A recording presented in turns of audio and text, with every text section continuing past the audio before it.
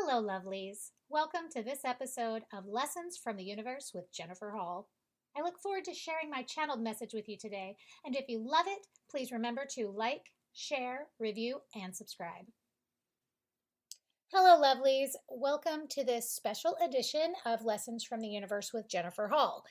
This is a continuation on my metaphysical storytelling series, and this happens to be volume 9. Today we're going to talk about Adam and Eve. So, most of us know the story of Adam and Eve, the literal story of God putting a man onto the earth fashioned from the dust of the ground and then using his rib to create a woman to be his companion. The two are put into this idyllic Garden of Eden, and they're asked to procreate and enjoy it, but they can't eat from the tree of knowledge of good and evil. And they are tempted by this snake and by the beautiful fruit, and eventually, well, they give in. Eve first, right? People call this original sin and say that these are the sins that caused all sins and that this is ultimately, what makes life so hard. Well, obviously, the metaphysical interpretation of this story is going to be a bit different. Let's start with some basic metaphysics. What do some of these words mean metaphysically instead of literally, right? Now, real quickly, let's just send out a reminder to everyone that a metaphysical interpretation is not intended to negate whether or not a biblical story is historical or not.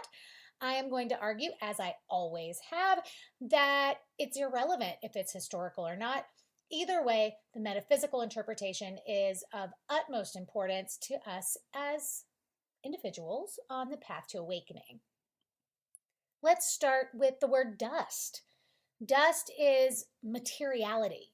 It is substance, but the holiest form of substance, right? It is purity, the pure design by which we are originally made, this vessel for our spirit to come enjoy the physical world, to experience life school, right? It's also really interesting to me to think about what a snake is, okay? A serpent, a snake, metaphysically, is that sense consciousness. It is the desire within. It is man's effort to acquire knowledge by experience. In fact, the Hebrew word for snake actually has that more abstract meaning to, well, it describes man's effort to acquire knowledge by experience. And most metaphysicians view this whole idea of original sin not as the ending of an idyllic experience, but more as the beginning of an individualized journey of each of us moving from being this part of pure spirit, perfect in all ways, to this individualized, what I call curriculum or life school. This is important, right? This is what is supposed to happen. We have the power of free choice. If we use it unwisely, then we discover more and more of that sensate reality, more of what I talked about in episode 87, hell on earth, right? It is not that sin is some horrific thing. It's not that someone ate the fruit. Sin is poor judgment, okay? It is a mistake in action that then has consequences that suck. And Adam and Eve in the story, while maybe, perhaps, if that resonates true to you, that they were the first man and woman on the earth, okay. But for the purposes of a metaphysical translation, Adam and Eve are not separate people. They are the parts of self. They are the mental, emotional side, the reasoning and the feeling of every individual person. And the serpent is not something outside of ourselves beckoning to us, begging us to sin, right? To make bad choices. It is that thing inside. It is the chattering monkeys. It's envy, jealousy, competition. It is that driving force within each of us that urges us to feed on human recognition instead of the inner knowing that we are good or powerful, that we can manifest, that we are here to fulfill our own destiny and to graduate from our own version of life school instead of to get acknowledgement from loads of other people. So, to put this in a little bit more of a physical, concrete term, Adam and Eve ate of the tree of good and evil. They allowed themselves, or it, right? Us, the sides of ourself, right? The feeling nature and the mental, personalized nature. We chose to come into this body where we would eat of the fruit of good and evil, where we would experience human life and reality and be tempted by, well, all things, right? Ego, money. Money's not bad. The love of money is, right? We find if we become entangled with the appetite for sensualized material gain, that we separate ourselves from our spirit. And thus, this entry into the garden and the eating of the fruit is applying for life school. Do you follow? To break it down farther, Adam is the idea of us, the idea of being a person, fallen from grace, meaning instead of in spirit, we'll all where where all is perfect and whole and frankly easy, we come here to the earth to be distracted by earthly details. It is the first movement in mind, the contact with life as substance. It is the becoming a human, the entering into this vehicle. In the original incarnation, right, the minute that we hit this flesh suit, we are spiritually illumined, we are awake. But the second that we get here, we begin taking in material experiences and human beliefs. We begin to understand, well, not even understand, but to experience what is God and what is not, what is spirit and what is not. We are distracted by human conditions, and thus we instantly, from the moment of birth, really, begin to fall, right? They call it the fall. It's not the fall from grace. It's not the fall into being a sinner. It is the fall from that spiritual purity into this human life where we then have to reawaken or enlighten. It is recognizing that we have to be lifted by spiritual practice. We have to be focused. We have to train the brain, this human construct that is the brain. We have to train it to have faith in what is unseen. We have to train it to have faith in the spiritual reality of who we are.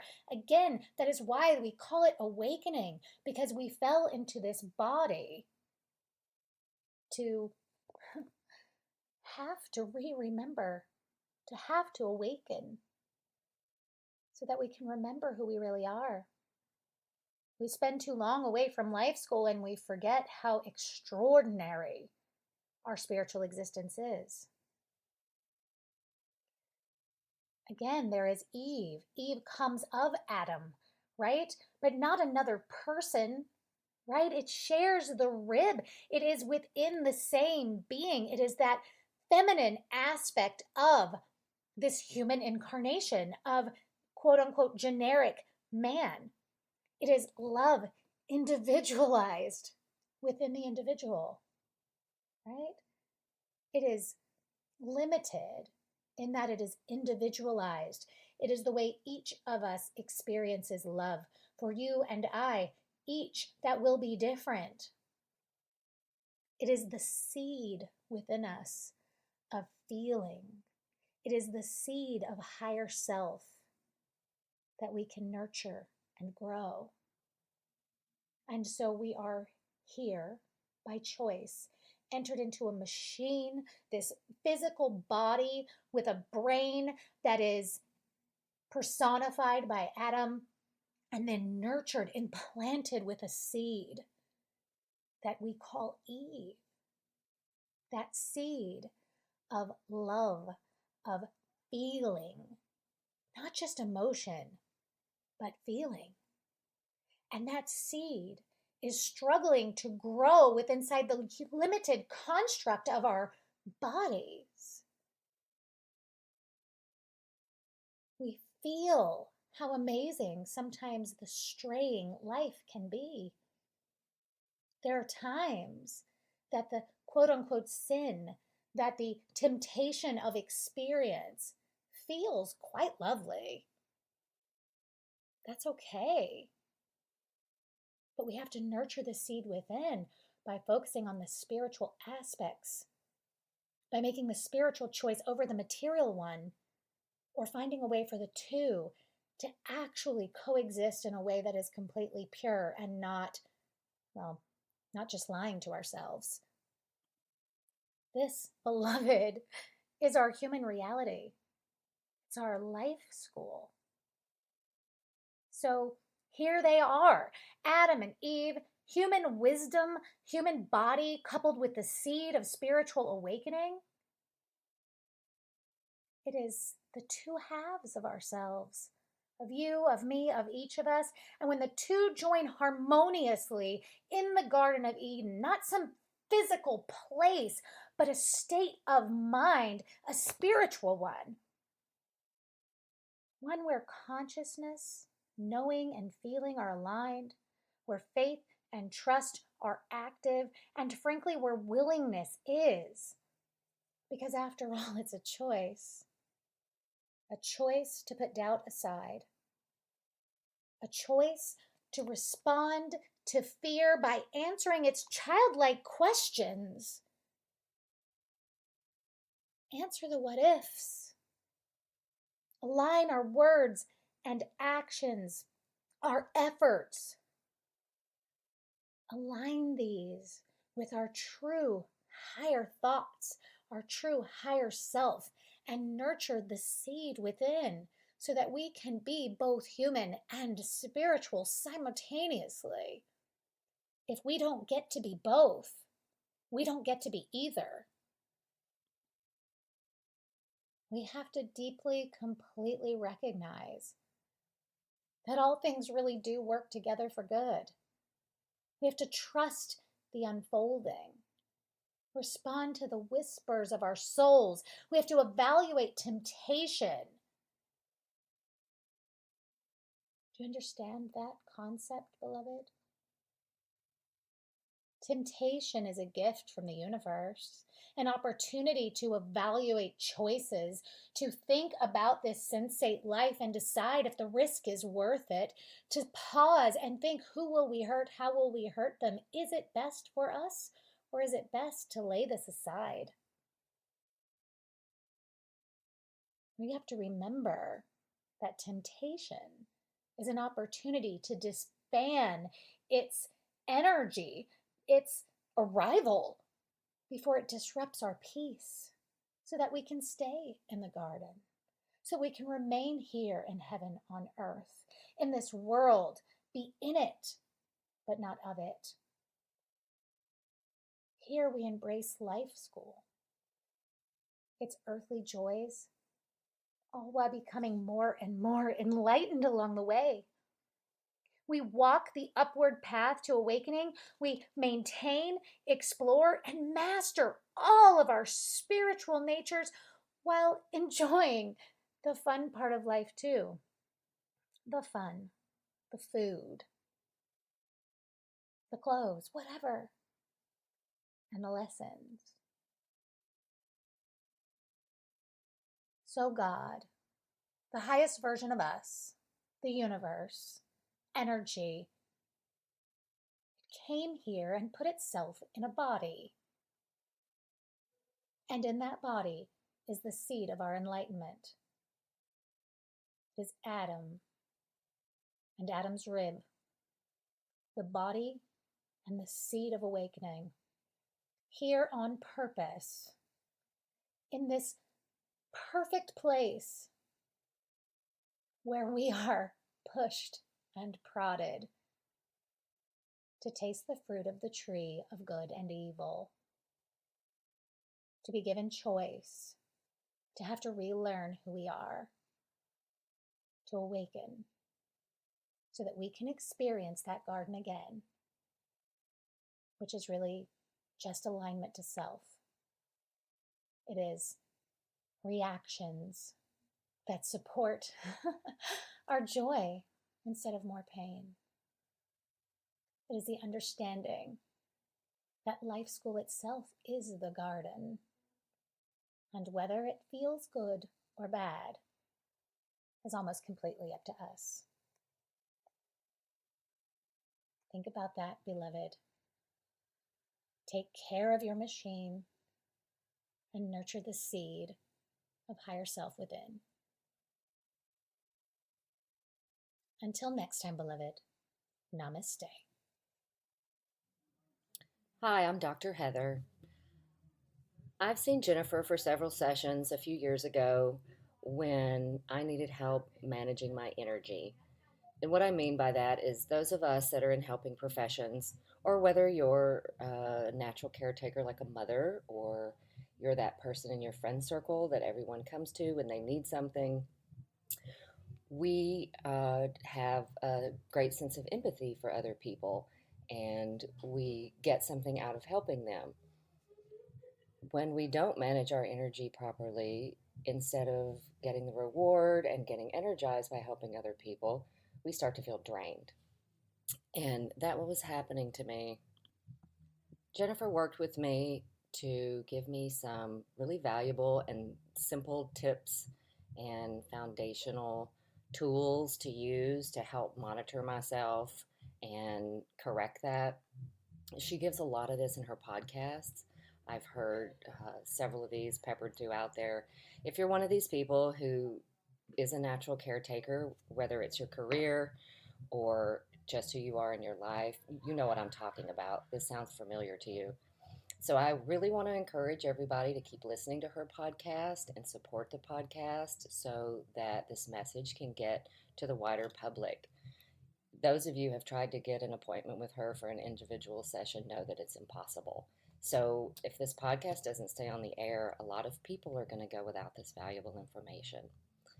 I encourage you to listen and like and help keep us all supported. Thanks. Thank you for joining me for this episode of Lessons from the Universe with Jennifer Hall. If you haven't already, I want to personally invite you to come out and find me on social media and at my webpage, psychicjenniferhall.com. If you are inspired by the podcast and want more content, consider clicking that Patreon button on Podbean, or you can support the show at paypal.me/Universal Lessons LLC, or by visiting our swag shop at spreadshirt.com. You can find the direct link on my Facebook page and my webpage. If you have questions, consider attending one of my quarterly seminars here in Dallas, or book your own educational session from anywhere in the world using the link that you can find on Facebook or on my webpage.